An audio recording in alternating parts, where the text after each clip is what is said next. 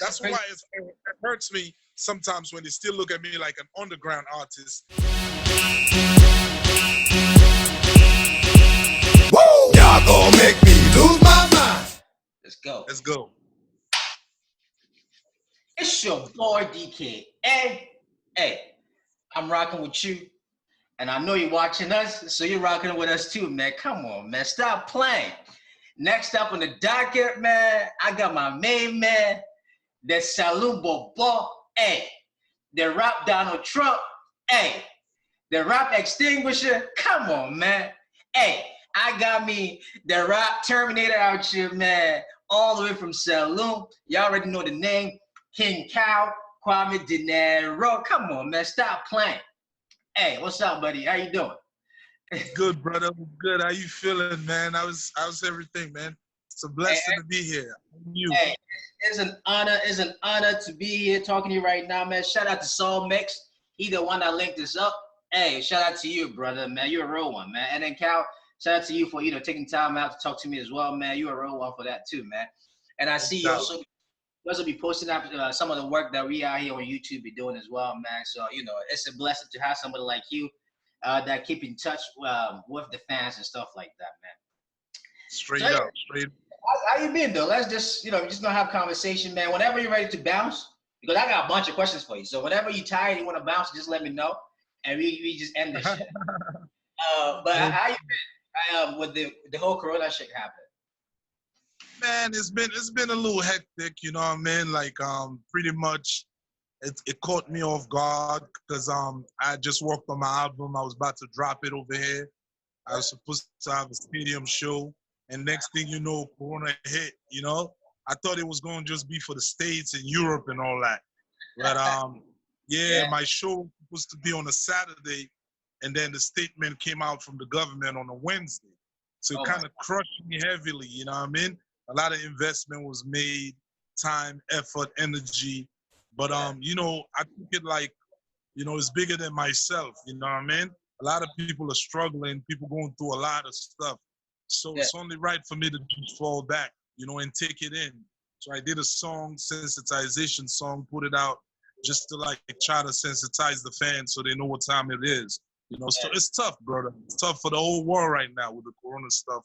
It's not welcoming at all. And for me, I work in the hospital too, so it's like I see all kinds of shit happening in the hospital as well, man. Related to this. Be careful out there. Hey, it's like going to war and be like, hey man, make sure you don't get shot. You know what I'm saying? that's what we're dealing with right now, man.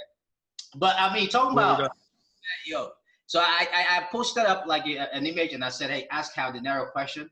And there was a bunch of questions coming up. One of them that some of the questions that people were asking was like, what is your plans after the coronavirus is gone? And do you plan to do any sort of collaboration with anybody? Like, what is the plan beyond the coronavirus? Well, first of all, I gotta officially release the album, the Kiss the Throne album, because that was the pending plan. Once this shit clears off, my team and myself, we're gonna put things together and see how best, we can facilitate doing the stadium event, out here in Freetown. And then once that is over with, I'm planning to shoot videos right now, shoot a bunch of videos, from the album, just so we can, regulate so the fans can get the visuals. Then most definitely might fly back to the States, because I'm stuck out here, no airports, all the airports closed, the borders, you know what I mean?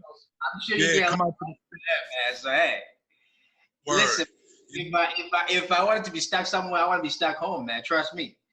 I feel you. I feel you. It's a blessing and a curse. It is, yeah. It goes both ways, man. And talking about visuals, that I had a lot of questions about visuals as well. And got me thinking. So I actually went back onto your YouTube channel to see when's the last time you actually dropped a video. And that was like over a year ago with my man from Nigeria, the Green Gold album. You know what I mean? Okay. And that video did pretty well, man. I think so far when I looked around online too, that looks to be like your most watched video as well. So I got a 2-part question for you right there. And then these are some of the concerns that people put out. Do you plan, and this is how they put it, do you plan to release more high quality videos going forward? And then also, do you also plan to do more of commercial music, just so that people can begin to like enjoy your music just beyond the hip hop scene? Because you do have a niche. You have a niche people like who are like hardcore fans that love what you do. But in order to like expand beyond those, like what is the plan going forward? Well, like the Green Gold video actually was sponsored by a company called SPT. It was a marijuana legalization company. Shout out to Patrick Ellis from Nigeria. We shot it out here. They flew them here with this whole team. So like we did our best in that video. That's why it has like 1 million views. You know what I mean? And like most definitely, I'm looking forward to doing some more work like that. You know what I mean? Like top quality videos so we can be able to compete with the rest of the continent. Like I'm a very realistic person. I know that's one of my weaknesses. You know what I mean? Like I gotta step my video game up. If you observe, that's why I haven't shot no video recently. You know what I mean? I want to take my time to make sure that I give out the best quality work that can compete with the rest of the other guys in the continent. You know what I mean? It takes a lot of work, takes a lot of energy, a lot of funding. So it's been a little difficult because of the pandemic that's going on. But after all these things fly away, that's what I'm focusing on and making sure that we shoot at least 5 to 10 videos so we'll be able to compete with the rest of the guys. With regards to your question about me doing music beyond hardcore music, commercialized hip hop, I've been doing that a lot, bro. Like I've been doing that. Like if you check records like Akuna Matata, you check records like Ghetto Struggle, you check records like I have a lot of records that's not about hardcore underground hip hop, commercial hip hop. Like if you check the song Story of Lumumba, you know what I mean? Which is a dope Pan-African record, you know what I mean? Just touching bases. Yeah, we want to come back to that one in particular. I got a few questions there for you from myself, my point of view. But definitely, yeah, Lumumba, we will talk more about that, man. And you're right, man. I mean, and then one of the things too, and talking about those lines, one of the questions that I kept getting to was, why do you think there's been almost like a delay from how long you've been in the game up until the point that you're at now, and just almost like popping up on the African scene right now? Because like when you look into your archive, you got some hits, you got some features. You got Busy Signal, you got like Shabba Ranks, you know what I'm saying? So like even South Korea, and I'm from Ghana, and I didn't even know you had a song with South Korea. You know what I mean? So you seems to be around for a while, and you do pretty good music. So the question that people are asking is, what has been the delay almost for you to get onto the limelight? Well, passionately, I think it's a combination of a lot of things. You know what I mean? I feel like there's not my industry that I find myself, my country is not, we don't have the structure, to where, like when people in Ghana put out records, you have like 100 blog sites that blog about the records, you know what I mean? So it's trend, the views goes up, you have media outlets that promote the record once they put it out, it's all over, it's trending, it's like it gets streams. We don't have that in Sierra Leone. Once you put out a record, you have to work the record independently. You know what I mean? You have to promote it yourself or with your local fan base. So sometimes when you put out a dope record, it just stays around your fan and your circle. It doesn't go beyond your country. So that has been affecting me. Some of the elements, I believe, is because of the crabs in the bucket theory. I'm from a place where, where they have this mentality of, if it's not me, it shouldn't be you. Even though they know that, yeah. Even though they know you have the potential, you're the right person, they should push and fall behind you and just give you the utmost support that you deserve. They don't want to do it. They are very reluctant in doing it. If you check my Twitter, you check my Instagram, I have low followership, even though there's a lot of Sierra Leoneans on Instagram and Twitter. They just reluctantly don't follow you because most of these people, they obligated to other crews. They have sentiments of other artists that they support. It's not like in Ghana where somebody can be supporting Shatawale, but still they follow Sarkodie. They have that experience, to where they understand that numbers matter. Here, man, they keep a grudge to the grave, bro. You know what I mean? I guess, let me ask you, so how do you because you are a voice you are well known. I mean, I was known. You get mobbed on the street.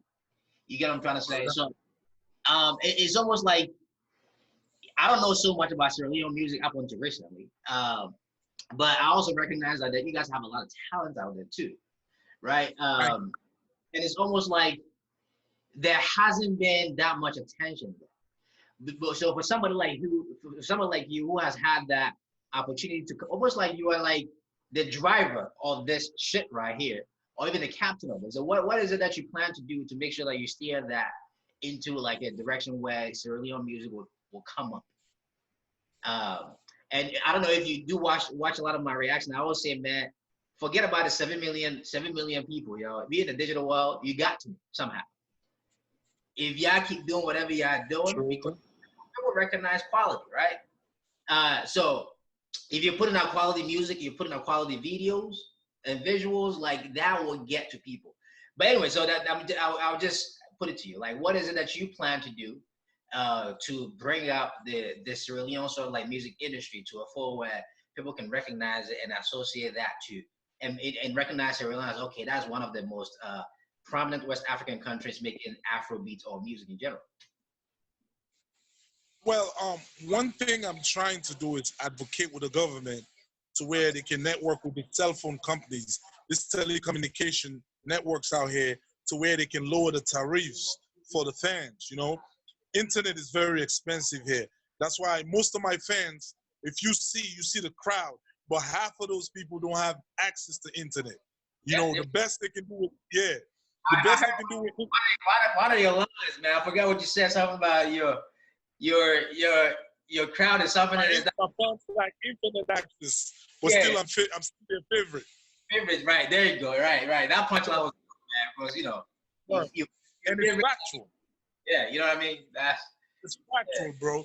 So it's like once the government can like really lower the tariffs for the fans, you know what I mean, to where, you know, they don't just be stuck on WhatsApp and Facebook, to where they can come on Twitter, they can go on Instagram, they can create channels on YouTube and subscribe. It will get better, you know what I mean? It will be at my advantage because the fan base is here, you know what I mean? When I do shows, bro, it's 45,000 people at the stadium and they come out. The whole country come out. That's crazy, bro. You know? That's right there. That's why it hurts me sometimes when they still look at me like an underground artist based on the numbers, you know what I mean? Because they don't realize that most of my fans don't have internet access, but they're on the ground. The numbers are on the streets, you know? What I'm gonna keep doing is just making sure that I put out top-notch music, good quality videos, and you know what I mean? Kudos to people like yourself on YouTube promoting the brand and other people that's been doing the same work. You know, I think in a matter of time, like if I continue the pace that I'm already working on, it's gonna grow. Eventually, you know, Africa is gonna catch on. You know, like something good not gonna be hidden for so long, man. You know, one thing that I've never really looked down on for myself. I believe in the potential of me not just being a local champion. You know, I believe that the music that I'm making. There's a question here like that. I'm glad you're talking about that. Somebody asked you like, why when you become a local champion, how do you transcend over it? But go on, I'm listening.